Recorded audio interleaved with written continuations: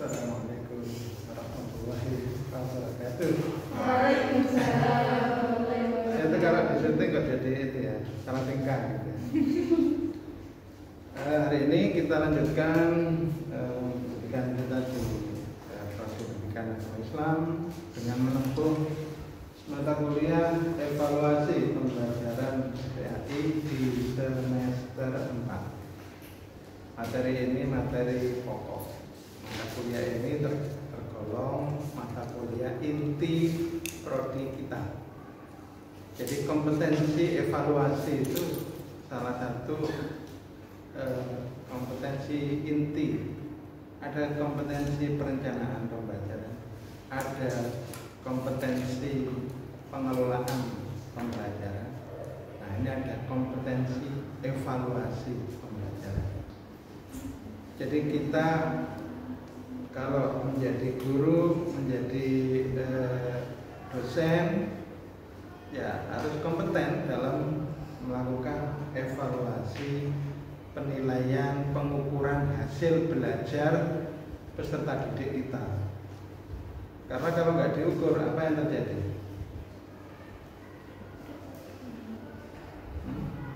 Apa yang terjadi kalau tidak dilakukan pengukuran hasil belajar?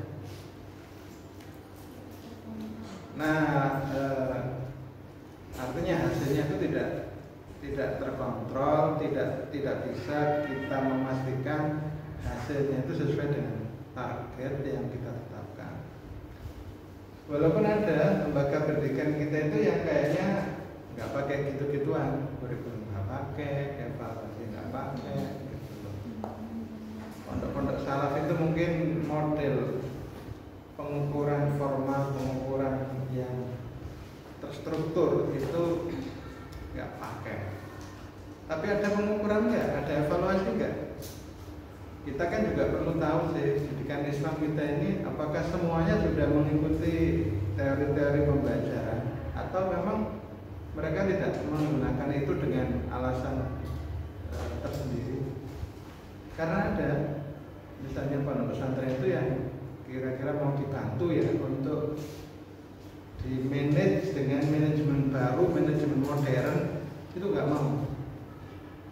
Biarin berjalan apa adanya. Nah, gitu. Biayanya kadang menyampaikan begitu. Nah, untuk misalnya pondok salaf, misalnya ya, seorang santri lulus tidak lulus itu gimana caranya? Pakai ada ijazah nggak? Ada ijazahnya. Nah, berarti ada evaluasinya. Nah, ternyata kemudian evaluasinya itu kalau yang salah murni itu ya ada tapi nggak terstruktur, nggak secara teoritik itu nggak dilakukan. Dulu itu ya, kalau misalnya orang sudah belajar, sudah mondok lama di pesantren, itu mau izin pulang itu kiainya kadang nahan, kadang mengizinkan. Nah, itu artinya apa? Kiainya itu mengevaluasi. Oh, ini belum saatnya ini belum cukup kemampuannya. Oh, belum dewasa ini. Kalau terjun di masyarakat dengan kapasitas seperti ini, pasti nanti banyak gagalnya ini, kasihan dia. Nah, ditahan oleh kiainya, tak perlu pulang di pondok dulu selama tidak tahu berapa lama. Nah, baru kemudian setelah dianggap cukup, kiainya baru mengizinkan. Dan evaluasinya kan tidak masif kan, evaluasinya itu berarti individual. Jadi mengevaluasinya itu sendiri-sendiri. Kalau guru melakukan evaluasi kan serentak, kasih soal, semuanya mengerjakan soal. Nah, kalau kiai tadi itu mengevaluasi, apa yang dievaluasi? Ayo coba, apa yang dievaluasi kiai tadi? Kalau kamu sebagai guru ngasih soal, yang dievaluasi apanya? Hasil belajar kalau dibagi menjadi 3, apa saja? Kognitif, afektif, psikomotor. Ingat kan? Masih ingat itu? Jadi kamu makan bangku sekolah, hasilnya itu apa? Hasilnya itu ya 3 hal itu. Mia, hasilnya apa Mia? 3 hal itu. Apakah kognitif, perkembangan di intelektualnya, akademiknya, atau perkembangan di afeksi itu karakter, sikap, moral, akhlak, kepribadian. Nah itu afeksi. Terus psikomotor itu keterampilan, kemampuan menggerakkan otot tubuh agar sesuai dengan prosedur yang diinginkan. Itu adalah hasil belajar. Nah kalau guru tadi ngasih soal ke semua siswanya, yang mau diukur apanya? Hasil belajar kognitif. Kalau kiai tadi yang diukur apa? Lebih banyak ke afektifnya. Jadi dilihat perilaku kesehariannya, sikapnya, kepribadiannya sehari-hari. Itu dia sudah punya kepribadian yang mantap belum? Masih bisa, masih kekanak-kanakan atau tidak? Masih suka misalnya curang atau enggak? Kamu masih suka curang enggak? Kan ini hasilnya. Karena kehidupan sehari-hari bersama kiai di rumah pondok, jadi terpantau terus-menerus. Kalau seperti kamu ini kan saya nggak bisa mantau kamu, karena ketemu saya hanya misalnya 2 jam. Setelah itu kamu kemana? Bersama siapa? Makan juga. Nah itu kan saya nggak tahu. Jadi selaku pendidik itu saya belum tentu menjadi pendidik yang utuh. Mungkin saya pendidik itu hanya bagian dari aspek kognitif dan keterampilan yang lebih banyak diperhatikan. Tapi aspek perkembangan akhlak, perkembangan moral, perkembangan kepribadian itu saya nggak punya kontribusi besar di situ. Nah, beda kalau ya atau beda kalau misalnya anak-anak di usia MI, SD itu pengaruh kepribadian guru itu cukup kuat. Kalau mahasiswa nggak begitu berdampak aspek karakter dari pendidiknya. Karena memang yang lebih dikejar itu kemampuan kognitifnya, akademiknya itu yang lebih banyak dikejar untuk perguruan tinggi loh ya. Tapi bukan berarti yang lain diabaikan. Nah, itu tadi bagaimana evaluasi dilakukan ya oleh jenis model pendidikan yang berbeda. Satunya modern, satunya tradisional. Yang tradisional cara evaluasinya seperti itu. Yang modern cara evaluasinya minimal kayak tadi ini pakai soal. Nah, makanya sekarang evaluasi itu menjadi suatu hal yang urgen dilakukan baik oleh guru dan juga oleh pemerintah. Ngapain pemerintah melakukan evaluasi? Bukankah pemerintah nggak bertugas ngajarin murid? Yang ngajar murid kan guru. Tapi pemerintah mengadakan evaluasi nggak? Kita mengenal apa? Evaluasi tingkat nasional itu namanya apa? Sekarang namanya adalah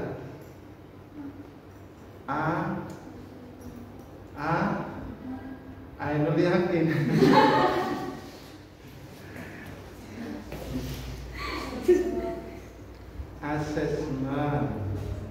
Asesmen kompetensi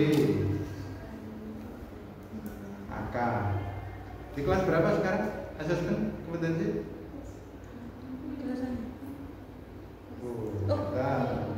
Kelas 5. Terus kelas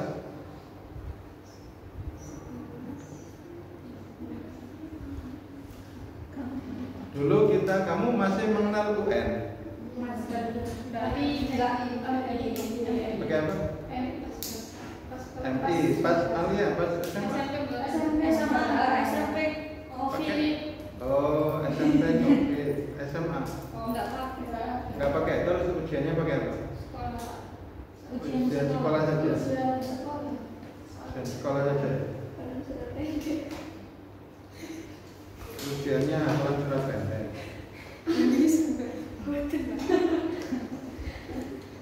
Asesmen kompetensi sekarang itu yang menggantikan ujian nasional. Dulu itu ujian nasional itu menjadi syarat lulus. Kalau ujian nasionalnya nggak lulus, skornya misalnya di bawah sekian, maka berarti nggak lulus. Berarti ya nggak bisa melanjutkan. Mestinya begitu. Itu ujian nasional sebagai syarat lulus. Ya toh? Ujian nasional sebagai syarat lulus itu begitu. Apa yang terjadi? Dampaknya luar biasa.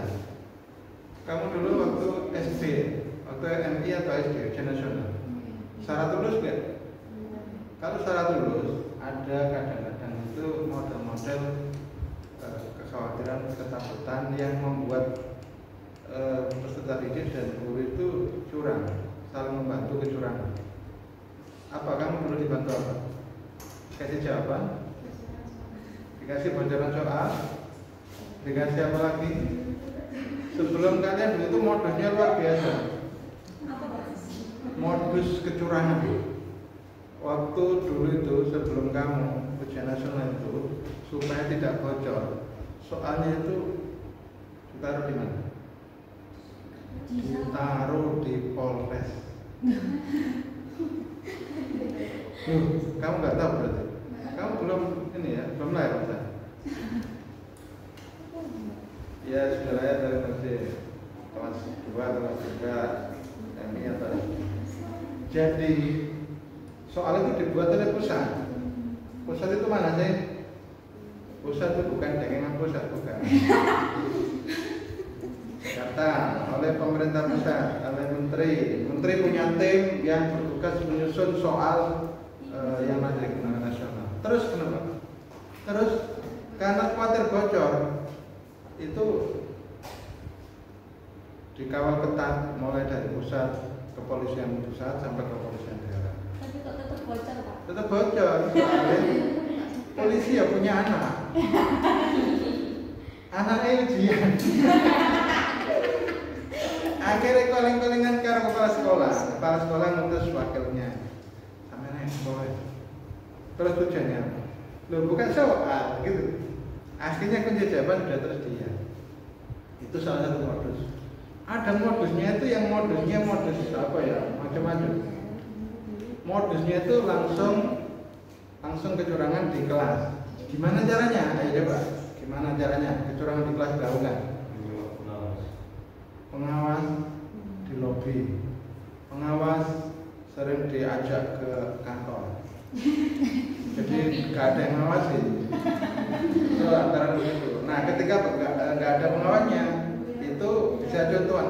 Tapi strategi sekolah itu yang penting dilakukan. Harus menempatkan di setiap ruangan itu ada anak yang dijamin kepintarannya. Jadi dia yang akan bertugas untuk ngasih bocoran ke temannya. Jadi lempar jawaban itu akhirnya menjadi mudah karena nggak ada pengawas. Nah kalau pengawasnya duduk di situ terus. Nah ada juga itu yang misalnya nggak bisa lobby, pengawasnya sulit di lobby. Apa caranya? Ya ini muridnya disuruh doa yang membuat perutnya mules gitu. Akhirnya pengawasnya mules ke kamar mandi lama kan, sumbatan. Itu ada aja modusnya gitu. Sebelum ujian ada yang misalnya ziarah wali songo dengan maksud agar nanti ya diberi pertolongan Allah gitu ya. Nah, macam-macam. Tapi kalau ini nggak modus kecurangan, itu kalau doa kan enggak. Ya. Nah itu yang salah. Nah sekarang pertanyaannya, kok bisa gitu loh? Kenapa sih kok pakai curang gitu? Kenapa sih? Kamu kan juga pakai curang-curang gitu.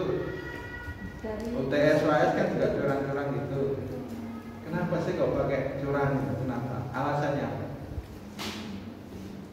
Karena takut jelek, Pak. Takut jelek yang pertama, takut gak lulus ya. Kalau gak lulus, Sekolah juga jelek. sekolah juga tercemar nama baiknya gitu ya.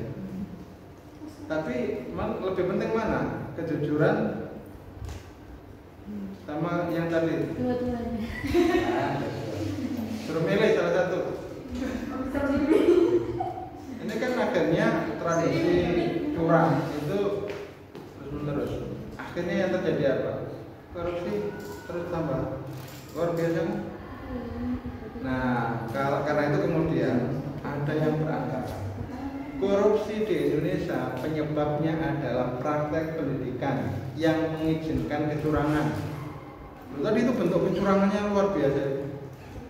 Akhirnya orang itu kayak ngasih bocoran, itu merasa saya membantu teman, kok bisa begitu, disalah-tafsirkan begitu. Kamu misalnya caleg gitu ya, ngasih uang money politik, itu kamu anggap itu sodako. Nah itu kan sudah salah kaprah kan? Jadi salah penafsiran itu membelokkan ajaran agama itu apa enggak luar biasa? Salah itu. Ayo coba. Nah itu yang terjadi di negara kita. Jangan-jangan faktornya itu yang mulai dari sekolah, mulai dari madrasah, yang selalu membiarkan kecurangan terjadi. Mestinya kan begini. Nggak lulus ya nggak lulus ya nanti bukan ini meneh. Kan belum mampu. Loh kok sih? Kok gak ngono? Harusnya kan begitu. Ketika orang tidak mampu, terus ketika dia lulusnya itu mestinya belum mencapai target, diulangi lagi. Itu kan hal yang semestinya. Nah di kita kok gak semestinya begitu, itu kenapa sih gitu? Zaman kakek nenek kalian. Nggak tahu bapak ibu kalian siapa ya? Itu begitu. Nggak tahu bapak ibu kalian itu siapa? Mungkin kakek nenek. Itu zaman mereka itu nggak masalah, ujian nggak lulus itu nggak masalah. Ngendok itu nggak masalah, ngerti ngendok ya? Tinggal di kelas ya. Tinggal di kelas, misalnya ya. Mestinya naik kelas 4. Tapi ujiannya di kelas 3 itu dia nggak bisa. Misalnya ada 3 atau 4 nilai itu yang nilainya merah. Akhirnya nggak dinaikkan kelas. Itu dulu itu biasa. Kalau sekarang anak-anak itu kalau misalnya tinggal kelas atau nggak lulus, ya mungkin bunuh diri ya. Langsung pindah sekolah isi. Iya malu. Nah itu dibully. Kok gitu itu kok jadi hal yang membuat malu. Mestinya harus ditradisikan, harus dimantapkan ke semua peserta didik. Itu hal wajar, hal biasa. Kamu misalnya gak lulus mata kuliah evaluasi pembelajaran, misalnya gitu ya, harusnya kamu terima biasa, ini biasa gitu. Enggak Nauzubillah. Dicoba aja ya nanti ya, mata kuliah evaluasi nggak lulus. Karena kebetulan mata kuliah evaluasi kamu nggak mencapai level yang diharuskan. Kemampuan 10 seharusnya, kamu baru mencapai 5. Padahal untuk lulus itu harusnya capai 6. Lo kan mestinya mengulang kembali itu menuntut ilmu kan? Buang-buang waktu Pak sekarang. Lo kalau menuntut ilmu kan nggak ada buang-buang waktu.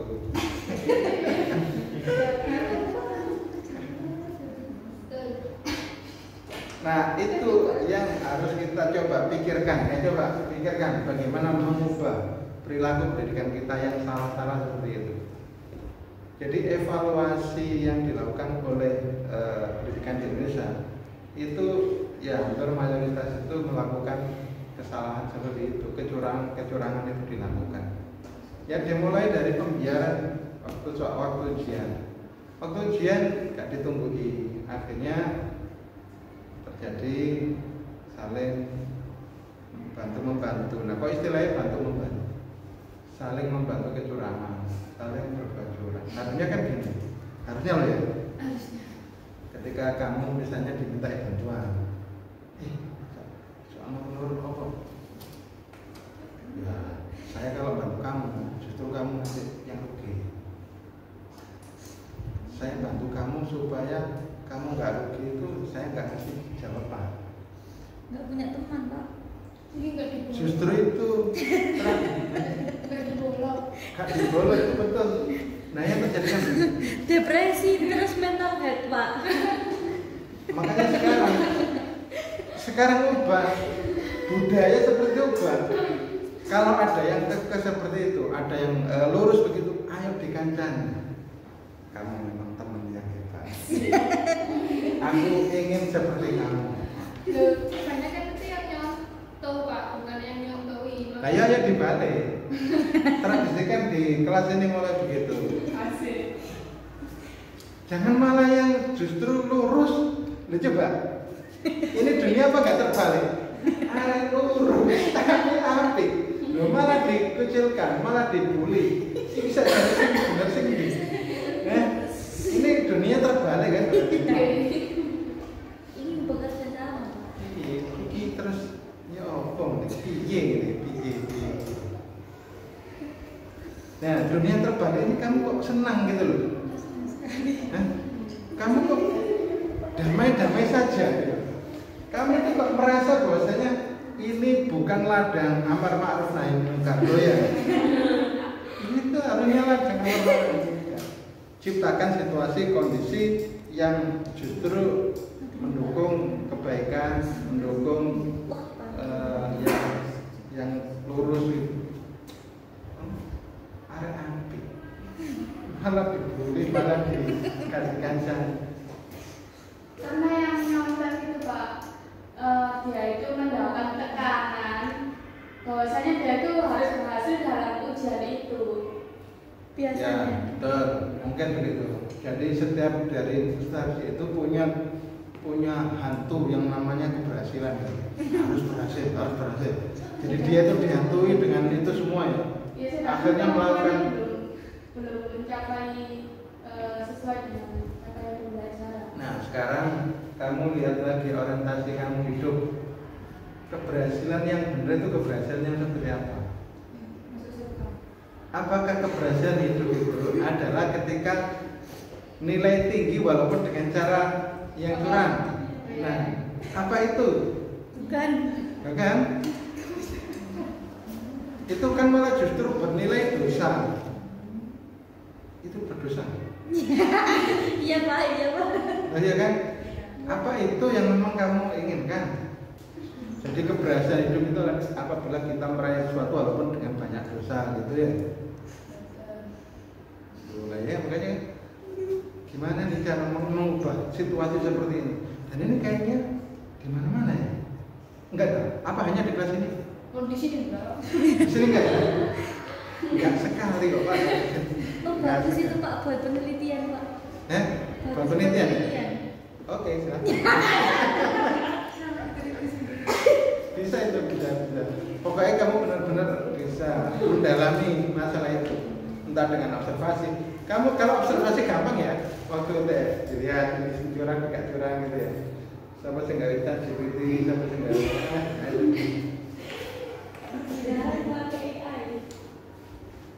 Jadi itu kan flashback misalnya, loh kok buka ini. Nah, itu kan berarti tidak murni dari pikirannya sendiri, dari kemampuannya sendiri.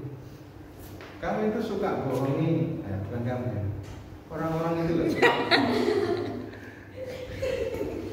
Suka bohongi guru, bohongi dosen. Kamu kan nilainya misalnya aslinya itu 5. Nah, dengan berbagai cara tadi itu akhirnya nilai kamu jadi 8. Berarti kan dosen kamu bohongi, guru kamu bohongi. Kenapa? Ya kan karena kemampuanmu sebetulnya hanya 5, tapi kamu menunjukkan seakan-akan kemampuannya 8 atau 9. Akibatnya apa yang terjadi? Guru tadi itu merasa berhasil dalam mengajar. Dia nggak perlu introspeksi, nggak perlu remedi, nggak perlu mengevaluasi cara ngajarnya. Nah, itu yang terjadi. Pak, kalau kan setiap guru itu memang kayak mengajarkan kejujuran itu lebih utama. Seperti pada contoh kalau ujian itu kan nggak perlu konten. Nah, setiap guru kan mengajarkan ya seperti itu. Nah, karena anak itu tadi yang mendapat tekanan untuk dapat berhasil dalam ujian tersebut, tapi karena kemampuannya belum bisa mencapai pembelajaran, kalau dia nggak maksudnya nggak menggunakan cara itu otomatis kan dia nilainya jelek atau nggak berhasil dalam mata pelajaran itu. Nah itu kan biasanya kalau di kelas itu kalau misal nilainya nggak memenuhi kriteria itu kan tidak naik kelas. Nah kalau tidak naik kelas kan guru kita sebagai wali kelas itu mendapat evaluasi dari kepala sekolah. Nah sedangkan sekarang itu kalau semisal anak itu kan kalau sudah naik kelas itu dia otomatis mengulang kelas lagi ya Pak. Nah kalau mengulang kelas itu ya sama dengan yang dibicarakan sama tadi ya, menghabiskan waktu karena kan ada tenggat waktu apa ya Pak, kalau misalnya masuk SD itu umur segini, masuk SMP umur segini kayak gitu Pak, itu bagaimana? Ya memang aslinya jadi sistemik ya. Permasalahan itu akhirnya sistemik itu karena ternyata ada cantolannya dan yang lain. Tadi itu misalnya wali kelas dievaluasi karena kegagalan kelasnya bisa lulus semua. Terus kepala sekolah dievaluasi oleh bupati, kamu mencoreng nama kabupaten, masa ada yang nggak lulus? Nah, itu akhirnya dia dijawab diganti kepala sekolah yang lain. Kepala sekolah yang lain tadi itu segala cara dilakukan supaya lulus semua. Nah itu makanya tantangannya sekarang adalah kamu berani nggak buat lembaga pendidikan itu yang steril dari hal itu, nggak peduli dengan hal yang tadi itu, tapi kemudian kamu praktekkan betul. Memang yang anak yang mampu itu yang naik kelas, yang mampu itu yang lulus, yang belum ya tinggal di kelas itu nggak apa-apa. Nah masalah waktu, ya tentu kemudian waktu itu yang kemudian harus betul-betul dipahami. Kompetensi untuk meraih keberhasilan nanti itu diperoleh dari mana? Nah, coba kamu pernah mengamati pendidikan di Gontor. Gontor dulu itu nggak peduli dengan sistem pendidikan nasional, tapi dia buat kurikulum sendiri, buat model sendiri. Terus akhirnya kesuksesan lulusannya itu diakui. Malah justru pemerintah yang datang ngasih pengakuan. Nah itu sudah ada buktinya, Gontor. Nah, saya nggak tahu sekarang Gontor itu seperti apa. Cuma saya belum tahu persis sekarang apakah kecurangan dalam evaluasi itu tidak terjadi di sana. Kalau tidak terjadi, berarti patut dilakukan riset di sana. Kamu kalau penelitian di sana dengan tema tadi, supaya kemudian bisa membandingkan iklim evaluasi pembelajaran di sekitar sini sama yang di sana. Oke, kita kembali kepada ujian. Ujian itu memang salah satu cara melakukan evaluasi. Salah satu atau cara lain apa selain ujian? Selain ujian kan ngasih soal. Praktek. Ya, ujian praktek tadi. Praktek itu salah satu cara untuk mengukur keberhasilan belajar, tapi utamanya di psikomotor. Ya. Psikomotor itu contohnya adalah kemampuan melafalkan, kemampuan menggerakkan gerakan-gerakan tubuh yang sesuai dengan olahraga tertentu misalnya. Oke, kalau evaluasi ujian nasional oleh pemerintah, kamu tahu nggak apa maksudnya? Ujian nasional itu apa? Ujian nasional itu maksudnya untuk mengukur kompetensi warga Indonesia itu di level mana sih? Andaikan ditandingkan dengan masyarakat di luar negeri, itu kita itu berada di ranking berapa? Dan itu ada ujiannya atau ada pemeringkatannya. Namanya apa? Pemeringkatan apa? PISA. Ngerti PISA? Jadi peserta didik kita yang sudah ujian nasional, nilainya itu disetor ke sana. nanti dibandingkan. Saya nggak tahu apakah itu ujian sendiri atau apa, tapi dibandingkan dengan negara-negara. Kita akhirnya nomor sekian, 3 terbawah dari 70 negara. Nah, kan? Karena itu di sistemnya kayak gitu, kompetensinya belum punya, tapi sudah diluluskan. Nah, pemerintah kenapa sih pakai ujian itu harus nasional? Kan biar ujian itu per sekolah, per madrasah, ujian sekolah saja, ujian madrasah. Nah itu kamu bisa apa ya? Dari SPM itu kan kamu bisa membandingkan UN, ujian nasional. Berarti pemerintah pusat ini ingin tahu kemampuan rata-rata hasil belajar nasional. Kalau ujian sekolah berarti ya di tingkat sekolah itu, ujian madrasah di tingkat madrasah itu. Sekarang pertanyaannya, ngapain? Dulu ujian nasional itu berapa mata pelajaran? 3 apa? Apa? Matematika, Bahasa Indonesia. IPA 4 ya? Oke. Kenapa hanya 4? Yang lain kok? Karena menurut pemerintah waktu itu loh, pemerintah waktu itu 4 ini adalah kompetensi untuk hidup. Jadi kalau mata pelajaran ini bagus, kemungkinan survive-nya itu bisa bagus. Artinya kemampuan bertahan hidup masyarakat itu bisa bagus. Kalau nilainya rendah matematika ini itu rendah, maka ada banyak kemungkinan orang-orang ini nanti akan menjadi beban negara. Kok bisa jadi beban negara? Karena dia ketika nanti setelah terjun di masyarakat, dia nggak bisa hidup mandiri. Karena kemampuan rendahnya itu akhirnya jadi beban negara. Kok jadi beban negara? Nah, pemerintah kan harus nanggung kehidupan rakyat miskin. Maka kita akhirnya tahu istilah-istilah bantuan dari pemerintah untuk warga miskin itu apa? BLT. BLT nggak tahu? Bantuan langsung tewas. Maksudnya itu T-nya itu tunai. Bantuan langsung tunai itu maksudnya apa? Tunai itu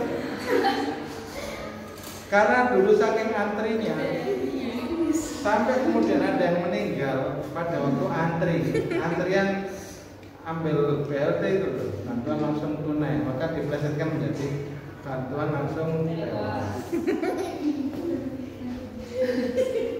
Nah itu contoh bahwasanya negara itu menanggung beban akibat warga-warga negaranya itu yang tidak mandiri, tidak bisa hidup mandiri, tidak bisa mencukupi kebutuhan hidupnya.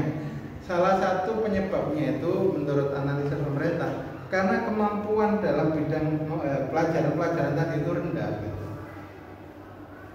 Jadi maunya pemerintah itu nggak punya tanggungan warga miskin sehingga bisa melaju melakukan pembangunan itu cepat. Nah ini dananya mau digunakan untuk pembangunan, tiba-tiba masih kudu mati kabeh. Kan akhirnya dananya diperuntukkan sih. Nah itu waktu itu. Tapi karena banyak protes, ujian nasional kok jadi banyak kecurangan begini, ganti. Gimana? Jadi diganti apa? Sekarang diganti ujian nasional tidak lagi diwajibkan. Sekarang diganti namanya asesmen kompetensi nasional di kelas 5, terus di kelas 8, terus di kelas 11. Dan itu tidak semua sekolah kayaknya sampel gitu. Jadi kemudian itu sebagai sampel untuk nanti hitung skor rata-rata nasionalnya seperti apa. Oke, sepenggal cerita tentang ujian ini menjadi bekal kamu untuk mempelajari mata kuliah evaluasi. Betapa pentingnya berharganya mata kuliah ini, maka kamu harus berupaya semaksimal mungkin menguasainya. Banyak buku referensi dari bahasa Inggris maupun bahasa yang lain silakan dipelajari. Bahasa Indonesia saja sulit Pak, apalagi yang bahasa asing. Baik, nanti kita akan jelaskan bagaimana tugasnya di waktu yang akan datang. Tugasnya itu yang penting adalah kalian mampu mempraktekkan berbagai kompetensi. Nah, nanti kita akan jelaskan pada pertemuan berikutnya. Untuk hari ini kita akan cukup, ya. Kita akhiri ya. Masih ada